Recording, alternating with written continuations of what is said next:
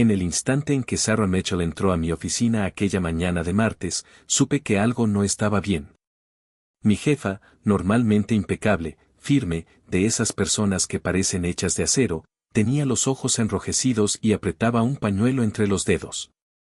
James, necesito preguntarte algo, completamente inapropiado, dijo, mientras cerraba la puerta de mi despacho.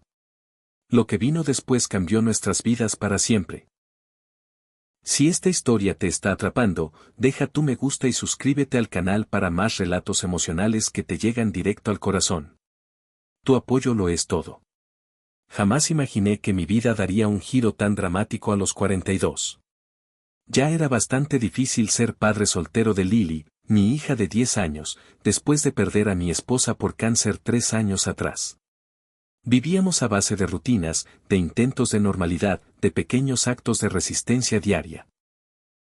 Pero cuando tu jefa, la directora general de la empresa donde llevas 15 años, te pide que la ayudes a tener un bebé, la vida se complica de formas que ni siquiera sabías que existían. Sarah tenía 39 y había dedicado su vida entera a construir Mitchell Enterprises desde cero. Sacrificó relaciones, rechazó propuestas de matrimonio y fue posponiendo una familia hasta que el tiempo dejó de ser una idea lejana. Y ahora, enfrentándose de golpe a su reloj biológico y a una ruptura devastadora con su prometido, un hombre que no quería hijos, estaba desesperada. Me diagnosticaron reserva ovárica disminuida, explicó, con la voz quebrada. Los médicos dicen que quizá me queda un año para concebir de manera natural. He pensado en donantes, pero la idea de criar a un hijo completamente sola, me aterra. Yo me quedé ahí, inmóvil, como si alguien me hubiera vaciado el aire de los pulmones. Sarah y yo siempre mantuvimos una relación estrictamente profesional. Sí, con los años habíamos construido respeto mutuo, y ella había sido increíblemente comprensiva tras la muerte de María. Me dio horarios flexibles, me apoyó cuando Lily me necesitaba, nunca me hizo sentir que ser padre y estar roto por dentro era un estorbo. Pero esto cruzaba cualquier límite imaginable. ¿Por qué yo?, pregunté, de verdad confundido. Sarah sostuvo mi mirada. Porque eres el hombre más decente que conozco, James. He visto cómo eres con Lily. Eres amable, responsable, inteligente. No te estoy pidiendo una relación, solo tu material genético y quizá algo de apoyo como copadre. Sé que suena una locura, pero me estoy quedando sin opciones. Esa noche no pude dormir. Me quedé mirando el techo, dándole vueltas a su petición como si fuera una piedra ardiente en las manos. Pensaba en Sarah, en su desesperación, y en Lily. En lo que significaría para nosotras, en lo que abriría, en lo que rompería. A la mañana siguiente encontré a Lily preparándose el almuerzo para la escuela. Pan sándwich de crema de cacahuate con plátano, cortado en diagonal, justo como lo hacía su madre. Ese detalle, tan simple, me golpeó más fuerte de lo que debería. Papá, ¿estás bien? Te ves cansado, dijo, con esos ojos café suyos que parecían ver demasiado. Solo estoy pensando en cosas de adultos, cariño. Ella sintió con una seriedad que me desarmó. ¿Es por la señorita Mitchell? Dijiste su nombre mientras dormías anoche. Los niños. No se les escapa nada. Me senté a su lado, sintiendo el corazón en la garganta. En realidad, sí. La señorita Mitchell quiere tener un bebé, pero no tiene a nadie que la ayude. Lily lo pensó mientras acomodaba el sándwich dentro de la lonchera con cuidado. Eso es triste. Todos merecen tener una familia si la quieren. De la boca de los niños. Esa frase tan sencilla me cristalizó algo por dentro. Sarah merecía una oportunidad de ser mamá. Y quizá, solo quizá, esto era más complejo que un acuerdo extraño entre un jefe y su empleado. La semana siguiente invité a Sarah a cenar a nuestra casa. Quería verla fuera del mundo de trajes, juntas y números. Quería verla humana. Y lo que vi me dejó sin defensas. Lily y ella conectaron al instante, como si se hubieran encontrado en el punto exacto de algo que les faltaba. Se sentaron con rompecabezas, hablaron de astronomía, y Sarah ayudó a Lily con su tarea de ciencias con una paciencia y un interés genuino que yo rara vez veía en adultos. No era la Sarah fría de los reportes. Era otra mujer. Cuando Lily se durmió, Sarah y yo nos sentamos en el columpio del porche.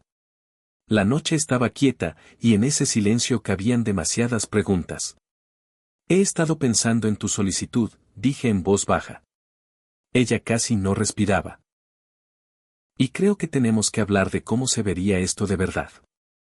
No solo la concepción, sino todo lo que viene después. Sarah tragó saliva, esperando. Si voy a ser el padre biológico de ese bebé, quiero ser su padre de verdad también. Sus ojos se abrieron. ¿Te refieres a coparentalidad, una sociedad real? Sí. No me interesa ser un donante que desaparece. Si hacemos esto, lo hacemos juntos. Lily tendría un hermano o una hermana, tú tendrías a tu bebé, y yo. Me detuve, sorprendido por la emoción que me subía sin permiso. Yo podría ser padre otra vez. Desde el principio esta vez. Esa conversación fue la primera de muchas. Pasamos meses hablando de cada detalle, acuerdos legales, cómo viviríamos, cómo educaríamos, qué valores, qué límites, qué responsabilidades financieras. Consultamos terapeutas, abogados, y, lo más importante, consultamos a Lily, que estaba emocionada con la idea de ser hermana mayor. Decidimos intentar primero con inseminación artificial. El proceso era clínico, incómodo, casi frío, pero lo enfrentamos con respeto y madurez, como dos adultos que estaban intentando no romperse más. Después de 2 intentos fallidos, el cansancio comenzó a volverse desesperanza. Quizá esto no estaba destinado a pasar, dijo Sarah una noche, sentada en su cocina, con la prueba negativa entre las manos. La tercera es la vencida, le dije, aunque por dentro empezaba a dudar. Y en medio de esos meses de intentos, pasó algo que ninguno esperaba. Sarah se volvió parte de nuestras vidas. No como jefa. No como la mujer que quiere un bebé. Como presencia real. Ella y Lily crearon tradiciones propias, panqueques los sábados por la mañana, noches de mirar estrellas cuando el cielo estaba limpio. Sarah empezó a ir a los partidos de fútbol de Lily, la ayudó a prepararse para la feria de ciencias, celebró sus pequeñas victorias como si fueran suyas. Y en algún punto, sin que yo supiera cuándo exactamente, Sarah y yo dejamos de ser solo colegas con un acuerdo extraño. Empezamos a ser amigos.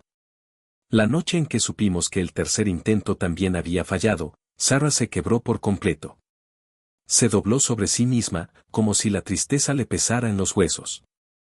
He fallado en lo único que creí que podía controlar, sollozó. Construí una empresa desde nada, pero no puedo hacer esta función biológica tan básica. La abracé mientras lloraba, sintiendo su dolor como si fuera mío. Esa noche cambió algo entre nosotros. Los muros que habíamos levantado con tanto cuidado se vinieron abajo, y hablamos hasta el amanecer de nuestros miedos, de nuestros sueños, de todo lo que habíamos querido y no habíamos dicho, de los arrepentimientos que se quedan pegados al pecho cuando uno cree que ya no hay tiempo. 2 semanas después, Sarah me llamó al trabajo con la voz temblorosa, cargada de una emoción que no le conocía. James, ¿puedes venir a mi oficina ahora? Cuando entré, la encontré sentada detrás de su escritorio, mirando algo que sostenía entre las manos como si fuera irreal. Era una prueba de embarazo. 2 líneas rosas. Pero, ¿cómo?, balbuceé. Si el procedimiento falló. Sarah se sonrojó, y en su mirada apareció esa mezcla de vergüenza y verdad que no se puede disimular. ¿Recuerdas esa noche que fui a tu casa para ayudarle a Lily con su proyecto de ciencias? Y entonces el recuerdo me golpeó de lleno, Lily dormida, nosotros en la cocina, una botella de vino que se abrió sin intención de nada, y la conversación que se volvió demasiado humana. Habíamos estado sensibles después de hablar de María, de cuánto la extrañaba, de lo que significaba perder una familia y seguir funcionando como si nada. Y una cosa llevó a la otra. Terminamos pasando la noche juntos. A la mañana siguiente, con la cabeza más fría, lo acordamos en voz alta. Había sido un consuelo de una sola vez, algo que no cambiaría nuestro arreglo. Excepto que lo cambió todo. El embarazo fue difícil. Sara sufrió náuseas intensas, agotamiento, días en los que el cuerpo parecía no darle tregua, y tuvo que apartarse de parte de sus responsabilidades como directora general. Y sin darme cuenta, empecé a estar más tiempo en su casa. Me encontraba revisando si había comido, dejándole cosas preparadas, recordándole las vitaminas prenatales, cuidándola con una naturalidad que me sorprendía. Lily se autoproclamó supervisora oficial de preparación para el bebé. Se puso a investigar desde diseños de habitaciones hasta cuáles eran las sillas de auto más seguras. Tenía una seriedad adorable, como si aquello fuera una misión personal. En el ultrasonido de las 20 semanas nos dijeron que era niño. Sara me apretó la mano con tanta fuerza que dolió mientras mirábamos el monitor, hipnotizados por ese latido diminuto. Un niño, susurró. James, vamos a tener un hijo. Ese vamos no pasó desapercibido. Me atravesó. Porque en algún punto de ese camino, sin declararlo, sin firmarlo, nos habíamos convertido en un nosotros. Conforme crecía la barriga de Sara, también crecían nuestros sentimientos. Ninguno lo había planeado. Los dos estábamos aterrados de complicar una situación que ya era compleja por naturaleza. Pero para el 7º mes ya era imposible seguir fingiendo que no estaba pasando. Creo que me estoy enamorando de ti, confesé una noche, mientras armábamos la cuna en lo que antes había sido la oficina en casa de Sara. Y me aterra. Ella dejó el desarmador sobre la mesa y me miró con calma. ¿Por qué te aterra? Porque esto no era el plan, dije, sintiéndome ridículamente vulnerable. Tú querías un bebé, no una relación. No quiero que sientas que me debes algo por el embarazo. No quiero que te sientas obligada. Sara dio un paso hacia mí y tomó mis manos con una firmeza suave. James, yo me he estado enamorando de ti desde mucho antes de este bebé. Solo que nunca pensé que tú pudieras verme así. Tú estabas llorando a María, y yo era tu jefa. Todo parecía imposible. Hizo una pausa, y su voz se volvió más baja, más íntima. ¿Y ahora? Pregunté, casi sin aire. Ahora creo que quizá el universo tenía un plan mejor que el nuestro. 2 meses después, tras 36 horas de trabajo de parto, nació nuestro hijo, Isen. Ver a Sara sostenerlo por primera vez, agotada pero radiante, me devolvió una sensación de plenitud que no había sentido desde antes de que María enfermara. Lily era la hermana mayor más orgullosa que pueda imaginarse. Insistía en ayudar con los cambios de pañal y le leía a Isen cada noche, aunque él fuera demasiado pequeño para entender una sola palabra. El primer año fue una neblina de noches sin dormir, de primeros logros, de aprender a respirar dentro de una realidad nueva. Sara tomó 6 meses de licencia y después volvió al trabajo a medio tiempo. Yo ajusté mi horario para encajar con el suyo, como si el cuerpo entendiera que había una coreografía nueva que aprender. Seguíamos viviendo en casas separadas, pero pasábamos la mayoría de las noches juntos, a veces en su casa, a veces en la mía. El arreglo funcionaba, aunque no era perfecto. Y Lily empezó a hacer la pregunta que, tarde o temprano, tenía que aparecer. ¿Por qué no podemos vivir todos juntos de verdad?, decía, con esa lógica simple que te deja sin defensas. Se acercaba el primer cumpleaños de Isen y, sin planearlo, nos encontramos frente a otro cruce de caminos. Una noche, mientras veíamos a los niños jugar, Sara lo dijo como si llevara tiempo guardándolo. Creo que deberíamos comprar una casa juntos. Isen intentaba gatear detrás de su hermana, que lo animaba con un dinosaurio de peluche, y la escena era tan cotidiana que asustaba. Yo la miré, sintiendo el peso de la propuesta. ¿Estás segura? Es un paso enorme. Sara se giró hacia mí, directa, sin esquivar nada. James, hemos hecho todo al revés. Tuvimos un bebé antes de salir. Estamos criando a 2 niños entre 2 casas. Creo que podemos comprar una casa juntos. Ella tenía razón. Encontramos una casa preciosa, con espacio suficiente para nuestra familia ensamblada, un patio donde los niños pudieran correr libres y oficinas en casa para los dos. El día de la mudanza fue un caos absoluto, cajas por todos lados, risas, cansancio y una alegría que no se podía disimular. Esa noche, cuando por fin ambos niños se quedaron dormidos, Sarah y yo nos sentamos en el porche de nuestro nuevo hogar. El aire, el silencio y la luz tenue me devolvieron a aquella noche lejana en la que, sentados en otro porche, hablamos por primera vez de la idea de ser copadres. ¿Alguna vez imaginaste que terminaríamos aquí?, me preguntó, apoyando la cabeza en mi hombro. Nunca, respondí sin dudar. Pero no cambiaría nada. Sarah alzó la mirada, con esa mezcla de ironía y ternura tan suya. ¿Ni siquiera la forma completamente inapropiada en la que te hice la propuesta en tu oficina? Me reí. Especialmente esa parte. Hace que la historia sea inolvidable.